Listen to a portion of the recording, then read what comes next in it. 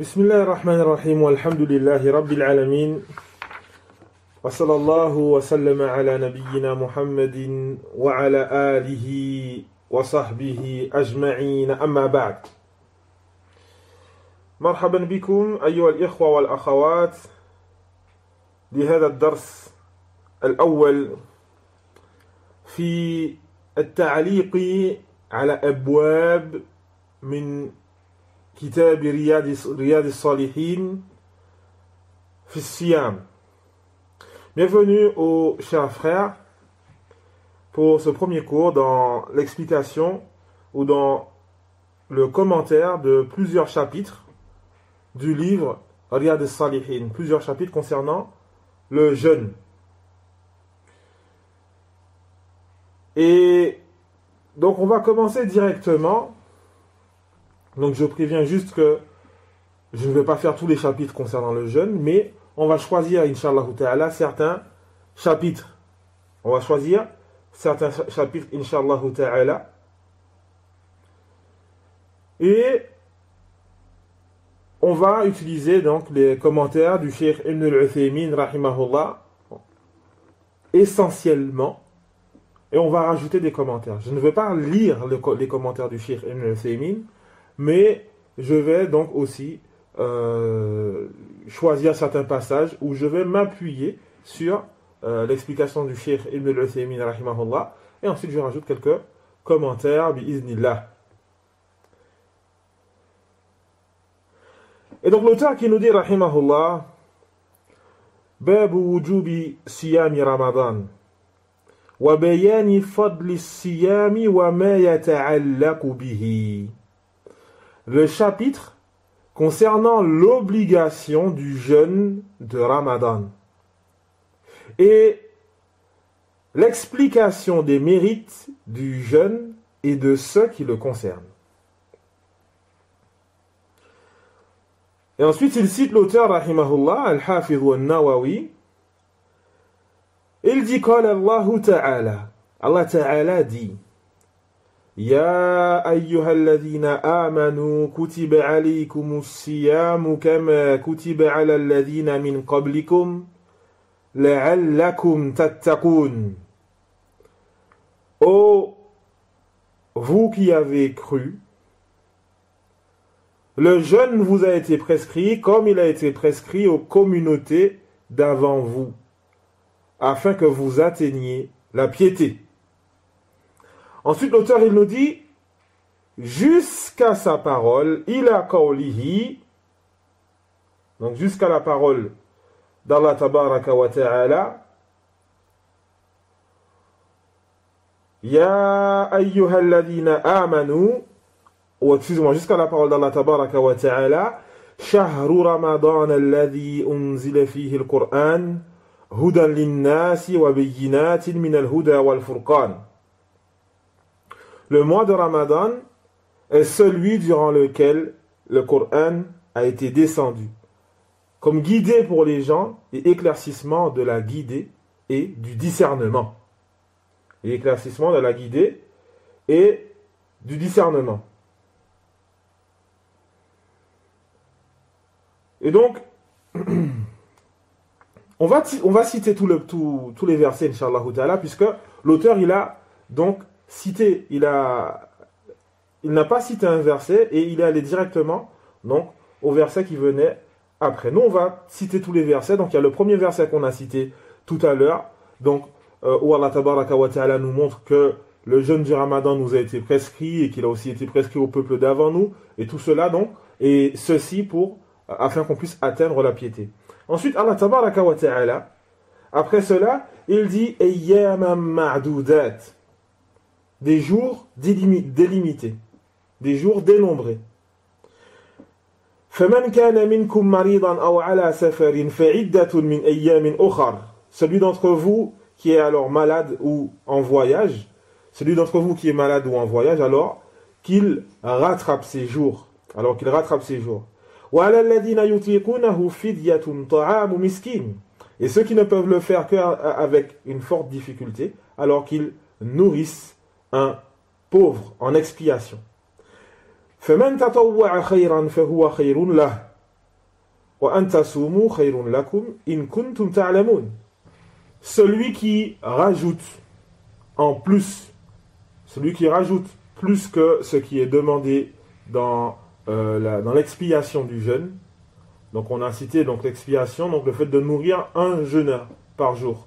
Et donc celui qui rajoute un peu plus que cela, celui qui en rajoute plus, alors cela est meilleur, cela est un bien pour lui. Cela est un bien pour lui. Et ensuite, وَأَن تَصُومُوا خَيْرٌ لَكُمْ إِن كُنتُمْ تَعْلَمُونَ.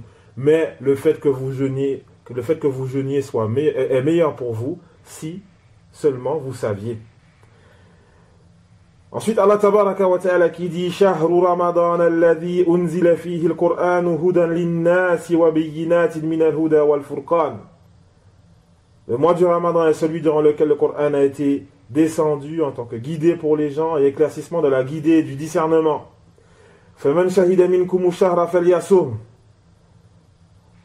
ومن كان مريضا أو على سفر فعدة من أيام أخر يريد الله بكم اليسر ولا يريد بكم العسر ولتكملوا العدة ولتكبروا الله على ما هداكم ولعلكم تشكرون. Et donc quiconque d'entre vous est présent durant le mois de Ramadan alors qu'il le jeûne. Et celui qui est malade ou durant le voyage, alors qu'il rattrape ses jours manquants. Allah, il veut pour vous la facilité et ne veut pas pour vous la difficulté. Afin que vous puissiez compléter vos jours et donc afin que vous puissiez proclamer la grandeur d'Allah tabaraka wa ta'ala pour vous avoir guidé et afin que vous soyez reconnaissants. هذه الآيات التي ذكرها المؤلف رحمه الله مهمة وفيها أحكام وفيها فضائل. Ces versets qu'a cité l'auteur rahimahullah sont importants. Ces versets contiennent beaucoup de jugements du jeûne et aussi les mérites du jeûne. Et il est important qu'on puisse méditer donc sur ce sujet. أولاً ما هو الصيام. Premièrement, qu'est-ce que الصيام? Car le premier verset qu'on a lu, Ya ayyuhalladhina amanu kutiba alaykumus siyam. Ô vous qui avez cru, le jeûne vous a été prescrit. Qu'est-ce que le jeûne? On avait déjà vu précédemment dans les cours de Umdat al-Ahkam, on avait vu donc le jeûne, c'est at-ta'abbudu lillahi ta'ala bil imsaki anil akli wa shurbi wa jami'il mufattirat min tulu'il fajri as-sadiqi ila ghurubi ash-shams. Et donc on avait vu que le jeûne, c'est le fait d'adorer Allah tabaraka wa ta'ala. Donc le principe d'adoration. Tu ne fais pas le jeûne donc pour la santé. Le fait, donc comme on a actuellement à notre époque, on a donc le jeûne, le fait de ne pas manger pour la santé. Non, là tu le fais pour Allah tabaraka wa ta'ala.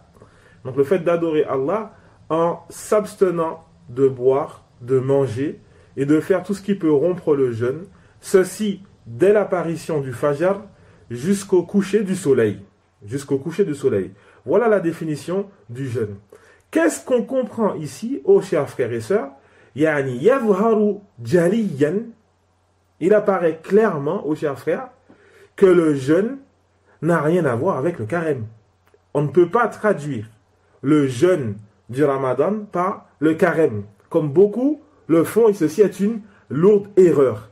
Le carême, qu'est-ce que c'est? Le carême, c'est une période de 40 jours, sans compter les dimanches. C'est une période de 40 jours, sans compter les dimanches, qui permet de commémorer la scène de la mort du Christ sur la croix. Et concrètement, cet acte est une innovation chrétienne. Cela ne fait pas partie de leur législation à la base, les premières générations ne l'ont pas fait, etc. Et donc, ça c'est une innovation chrétienne. Il ne convient donc pas aux musulmans d'appeler le jeûne carême. Particulièrement que comme on le voit dans ce verset, Allah tabaraka wa ta'ala qui nous dit Kutiba alaykumus siyam, le jeûne vous a été prescrit. Qui nous a prescrit le jeûne? C'est Allah tabaraka wa ta'ala. C'est lui qui nous a prescrit le jeûne. Ce carême, ce sont les hommes qui l'ont inventé entre eux. Ce sont les chrétiens qui se sont réunis et qui ensuite ont décidé des dates, etc., etc.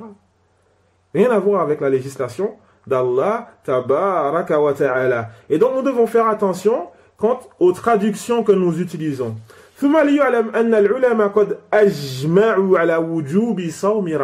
Les savants sont unanimes quant à l'obligation de jeûner le mois de Ramadan. Il y a unanimité des savants.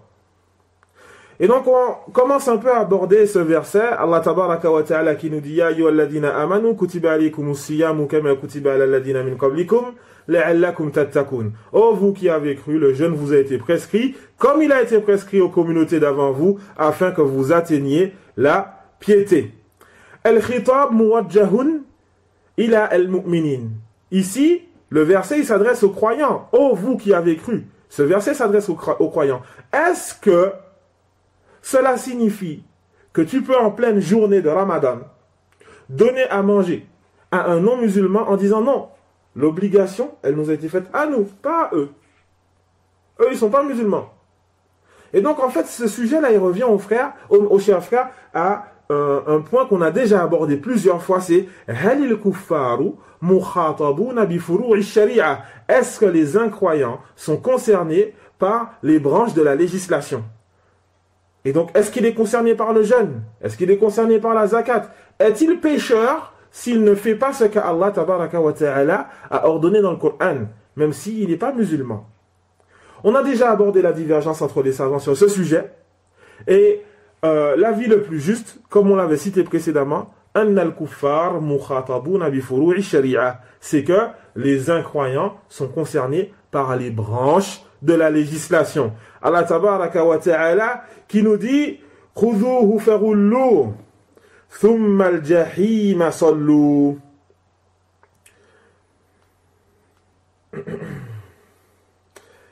Khudhuhu faghullu, saisissez-le puis mettez-lui un carcan,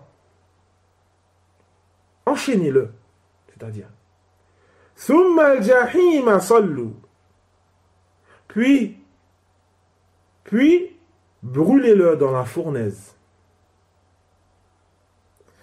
ثم في سلسلة ذرعها 70 ذراعا فاسلكوه.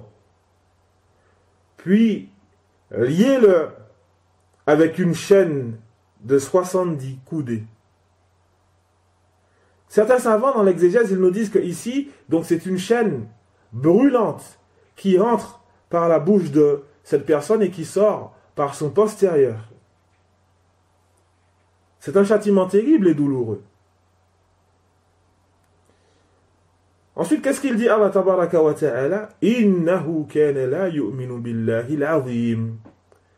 Certes, il ne croyait pas en Allah, al-azim, le très grand.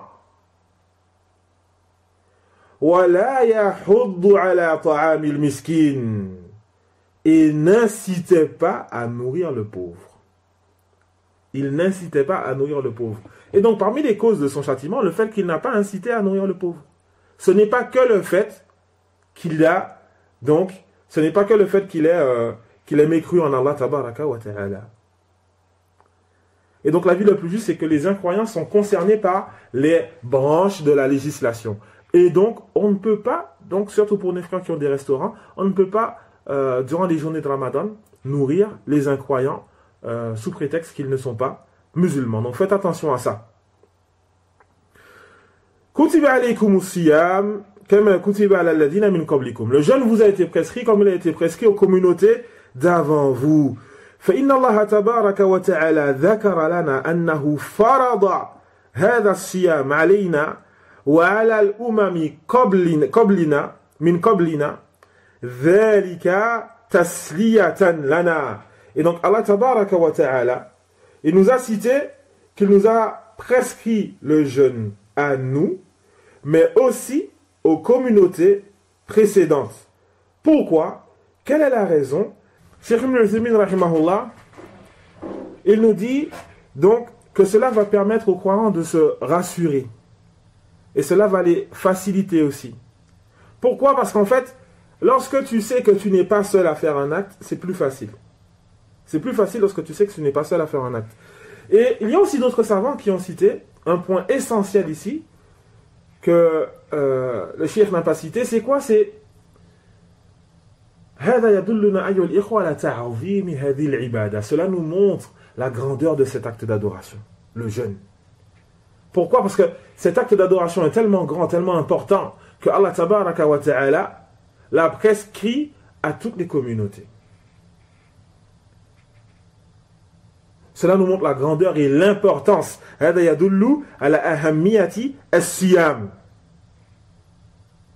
nous montre l'importance du jeûne. Afin que vous atteigniez la piété.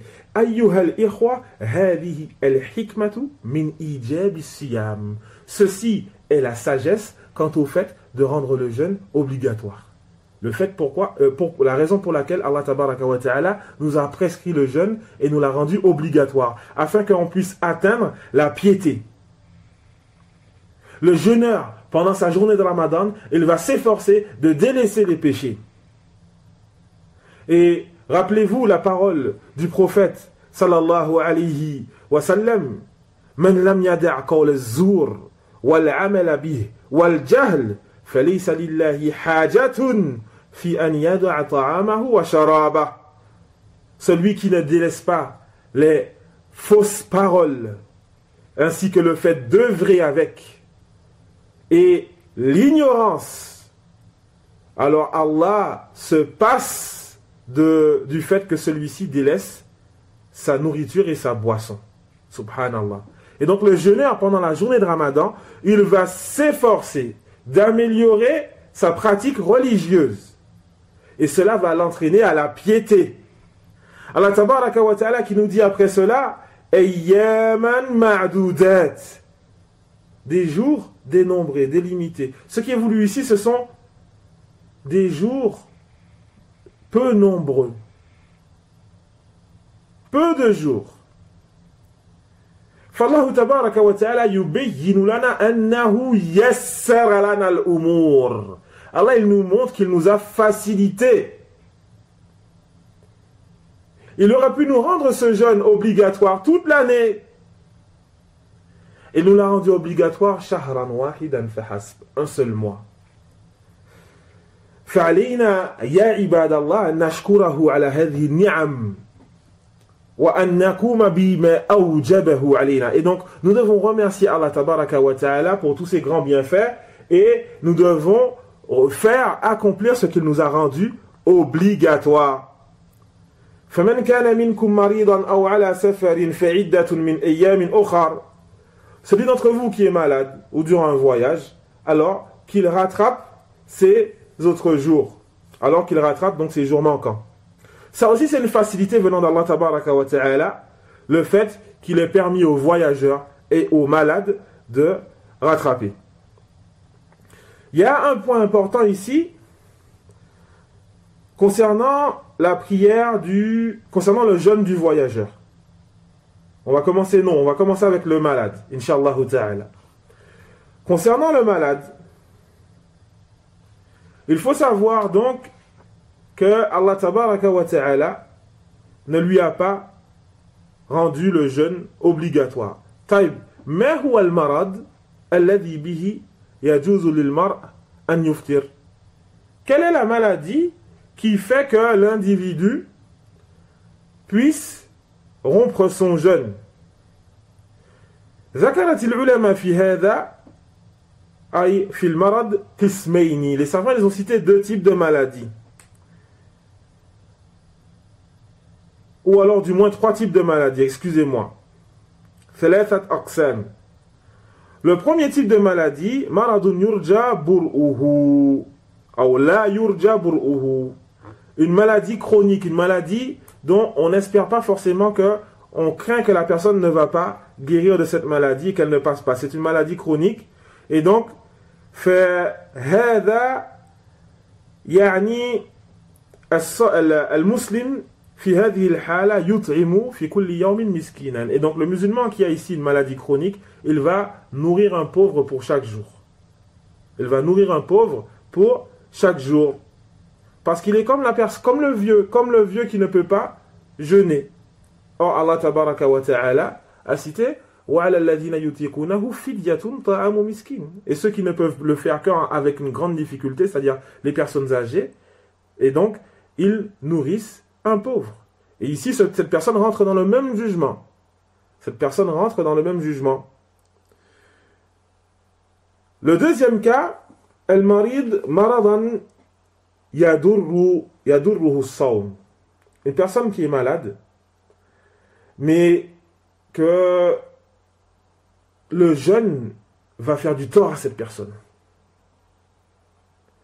Et cette personne peut mourir. Comme une personne qui est touchée par le diabète. Ou alors les savants, ils ont... Cheikh Ibn al-Thaymin, rahimahullah, il avait aussi cité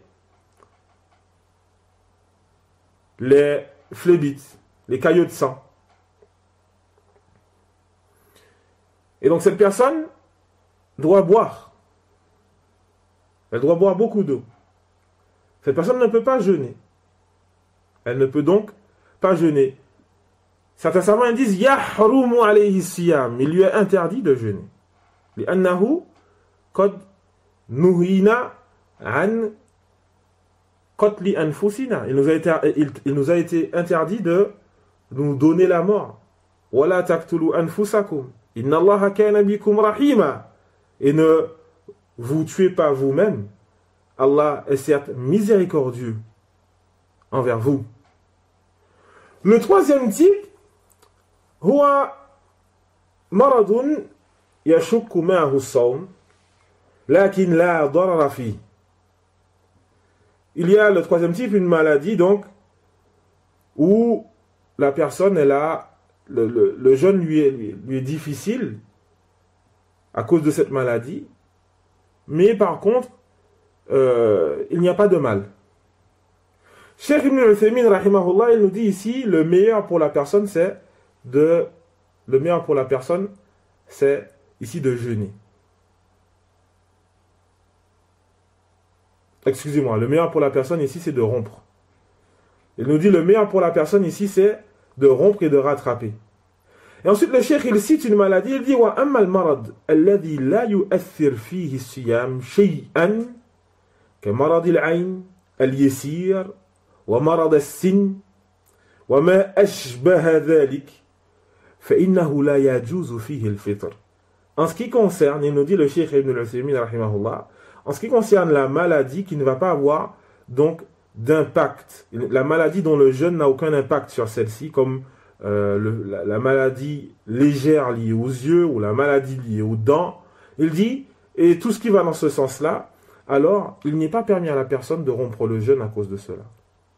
En fait, ce sujet qu'il nous cite ici, Cheikh Ibn al-Uthaymin, rahimahullah, c'est une divergence qu'il y a eu entre les savants. Allah tabaraka wa ta'ala, il nous cite que فَمَنْ كَانَ مَرِيضًا أَوْ عَلَى سَفَرٍ. Et donc celui qui est malade ou en voyage. Quelle maladie? Est-ce que c'est n'importe quelle maladie qui fait que tu peux rompre le jeûne ou pas? ذهبت طائفة من أهل العلم إلى أن كل ما يسمى مرضا فهو من ما يبيح الفطر. Et donc certains savants ils voient que tout ce qui s'appelle maladie, est une cause qui va permettre à la personne de rompre son jeûne. Tout ce qui s'appelle maladie. D'autres savants ils voient que c'est seulement ce dont le jeûne a un impact sur la maladie. Ou alors la maladie a un impact sur le jeûne. Il dit c'est dans ces cas-là. Et c'est l'avis qu'a choisi le Cheikh Ibn al-Uthaymin rahimahullah, c'est le fait que ce ne sont pas n'importe quelle maladie, mais ce sont des maladies qui ont un impact sur le jeûne, ou alors que le jeûne a un impact sur la maladie. Pourquoi? لأنه ينبغي لنا أن ننظر إلى الحكمة من ذلك. Car nous devons regarder quelle est la sagesse en cela.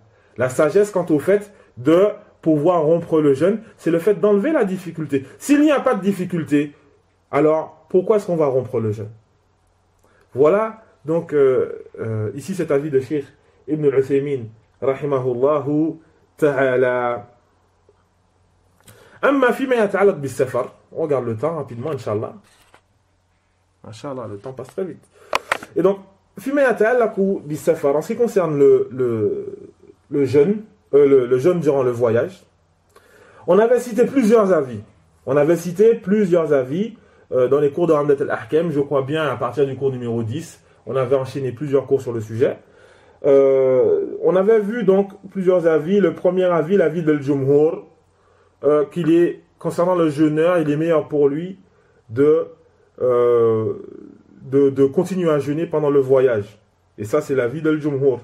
C'est-à-dire l'école Shafi'ite, l'école Malikite et l'école Hanbalite. Eux, ils voient, et l'école Hanafite, excusez-moi. Eux, ils voient que le meilleur pour le jeûneur en voyage, c'est de continuer de jeûner. On avait vu que certains savants de l'école Shafi'ite, eux, ils voient que le fait de jeûner ou le fait de rompre le jeûne sont pareils. Les deux sont identiques. Certains savants, donc on a le madhab Hanbalite, eux, ils voient que le voyageur, ce qui est meilleur pour lui, c'est le fait de rompre le jeûne. Ça concerne le voyageur. On avait vu Al-Zahiriya. Al-Zahiriya, eux, ils voient que il est obligatoire de rompre le jeûne. Et que celui qui jeûne, son jeûne est caduc et qu'il doit le rattraper pendant le voyage. Celui qui jeûne pendant le voyage, son jeûne est caduc et il doit le rattraper. Et l'avis le plus juste dans tout ça, on avait dit, donc, c'est le fait que chacun regarde ce qui est plus facile pour lui. Chacun regarde ce qui est plus facile pour lui. Allah tabaraka wa ta'ala qui dit yuridullahu bikumul yusr. Allah, il veut pour vous la facilité. Et donc ce qu'on prend en compte, c'est la facilité. Et celle-ci varie d'une personne à une autre. L'imam Muslim rahimahullah, il a cité dans son sahih selon Abi Sa'id al-Khudri radiyallahu anhu qui nous dit kunna na'zu ma'a rasulillahi sallallahu alayhi wa sallam fi ramadan faminna as-sa'imu wa minna al-muftir. Et donc, nous partions en bataille avec le prophète sallallahu alayhi wa sallam pendant Ramadan. Il y avait parmi nous des jeûneurs et des non-jeûneurs. فَلَا يَجِدُ الصَّائِمُ عَلَى الْمُفْتِرِ وَلَا الْمُفْتِرُ عَلَى الصَّائِمِ. Et le jeûneur ne reprochait pas au non-jeûneur. Et le non-jeûneur ne reprochait pas, ne faisait pas de reproche au jeûneur. يَرَوْنَ أَنَّ مَنْ وَجَدَ قُوَّةً فَصَامَ فَإِنَّ ذَلِكَ حَسَنٌ. Il voit que celui qui trouve en lui de la force et qui jeûne, alors cela est bien.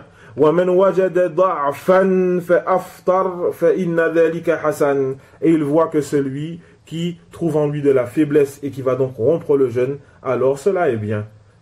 Et donc, chacun regarde ce qui est mieux pour lui. Ça, c'est l'avis le plus juste, Inch'Allah ta'ala. Et concernant les détails de cette divergence, on les avait abordés dans l'explication de Umdat al-Ahkam. Pour ceux qui veulent retourner, vous pouvez trouver l'explication sur le site, Inch'Allah ta'ala, le site Ad-Din.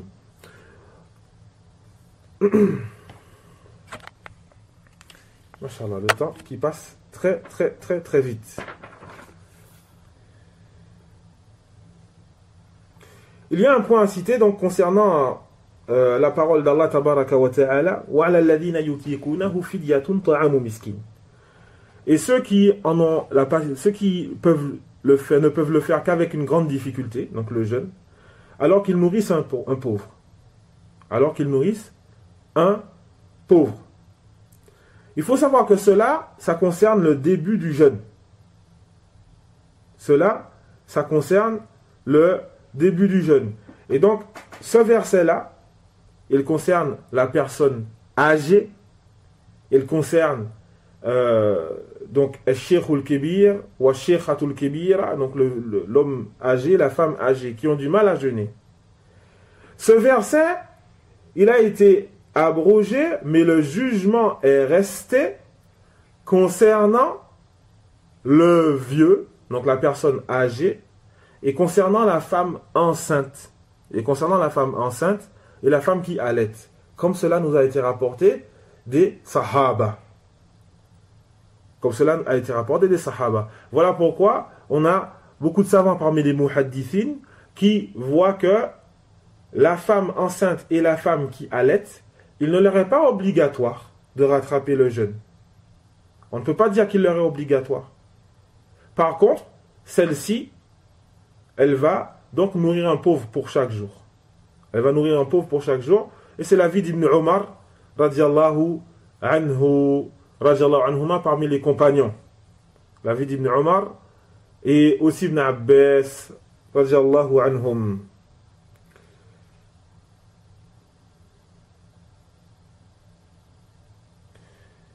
La parole d'Allah tabaraka wa ta'ala wa anta sumu khayrun lakum, et le fait que vous jeûniez est meilleur pour vous. Et donc certains savants, ils se sont appuyés sur ce hadith pour dire que il est sur ce verset pour dire qu'il est meilleur pour le voyageur de jeûner. Il est meilleur pour le voyageur de jeûner. Pourquoi? Parce que Allah il dit wa anta sumu khayrun lakum, et le fait que vous jeûniez est meilleur pour vous. Non, c'est pas ce qui est voulu dans ce verset.